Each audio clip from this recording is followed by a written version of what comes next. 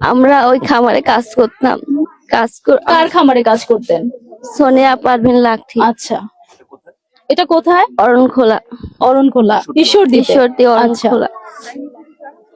ওখানে কাজ করতাম আমি। মানে আমার স্বামী আগের থেকে কাজ করতো, আমি ঢাকা থাকতাম। পরে আমাকে নিয়ে আসছে মহিলা লাখি।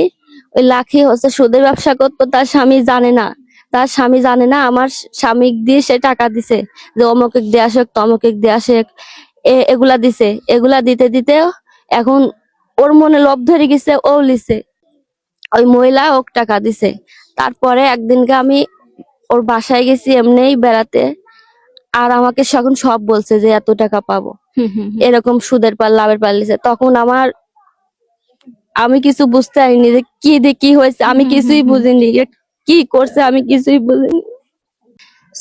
এখানে চলে আসছি। পরে মহিলা কয় তোমার সমস্যা বিলায় তুমি চলে আসো, তুমি এনে কাজ করো, আমি জয়ের সাথে বুঝে নেবো। এগুলা বলছে, আমার স্বামীর সাথে বুঝে নিবি। পরে আমি গেছি। পরে মহিলা সুদের অনেক মানে যে টাকা লিছে 1 লাখ কি 1.5 লাখ। ওই মহিলা মানে 8 লাখ বানা ফেলা, 6 লাখ বানাচ্ছে। 6 লাখের 7 লাখ বানাচ্ছে। পরে এরকম আমরা 7 লাখ তো টাকা দিতে পারবো না। পরে আমাকে বলে যায় চল আমরা চলে যাই। তারপরে আমরা চলে গেলে ফাঁকে চাকরি মাকরি করে দিব, তাহলেও আর এত সুদ চাবে না, এখন আসলে চাবি। সেজন্য আমরা গেছি। তারপরে ওই মহিলাটা কেস করলো? কেস কার কার নামে কেস করেছিল? আমার স্বামীর নামে, আমার নামে, আমার শ্বশুরের নামে, আমার ভাইয়ের নামে, আমার বাপের নামে, সবার নামে। হ্যাঁ, কিন্তু আমার বাবা মা সব কিছু জানতো না, আমার শ্বশুরও জানতো না। 1-1.5 লাখ টাকা সুদে করে নেওয়ার পরে সেই টাকা তরতর করে বেড়েছিল 8 লক্ষ টাকার দাবি ছিল সেই যিনি সুদ দিতেন সেই সুদওয়ালির।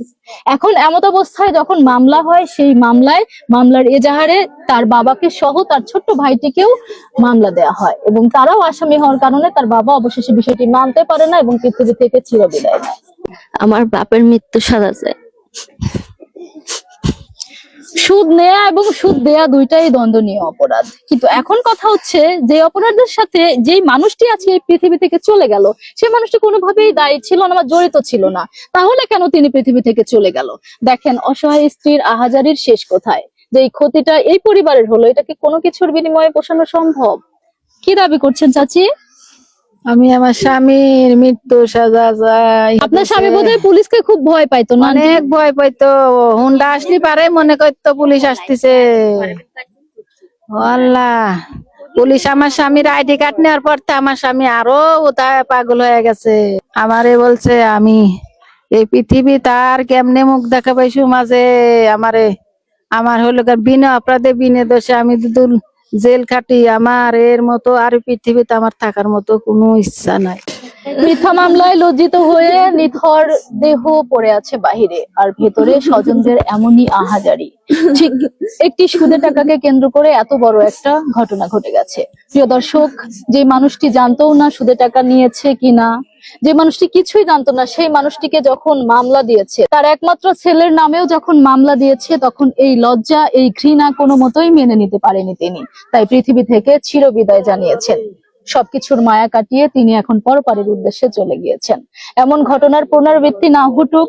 সমাজে যারা সুদ নিয়ে এরকম ব্যবসা করে যাচ্ছে, যারা নিজেদের লাভের জন্য অসহায় হতদরিদ্র পরিবারগুলোকে চুষে খাচ্ছে, তাদের রক্ত চুষে খাচ্ছে, তাদেরকে কোনোভাবেই কোনো ফাঁক ফকর দিয়ে যেন বের হতে না পারে, সেরকম একটা শাস্তির ব্যবস্থা করা হোক, এমনটাই প্রত্যাশা করছি।